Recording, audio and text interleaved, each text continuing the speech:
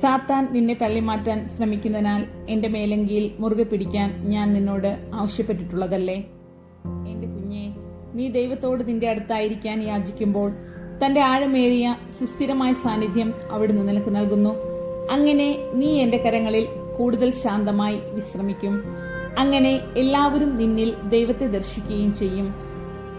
എന്റെ കുഞ്ഞെ, നിന്റെ കൊച്ചു കൊച്ചു ബലഹീനതകളോർത്ത് നീ ആകുലപ്പെട്ടിരിക്കാൻ ഞാൻ ആഗ്രഹിക്കുന്നില്ല.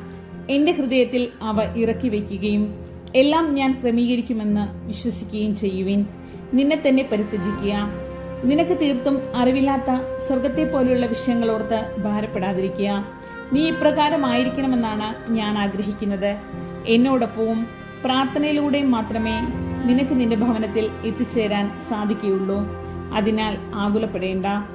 എന്റെ സ്നേഹം സ്വീകരിക്കുക. എല്ലാം തികഞ്ഞവളായിരിക്കാനുള്ള നിന്റെ നിരന്തരമായ പരിശ്രമങ്ങളാൽ അത് തടസ്സപ്പെടുത്താതിരിക്കുക. അതെനിക്ക് വിട്ടുതരിക.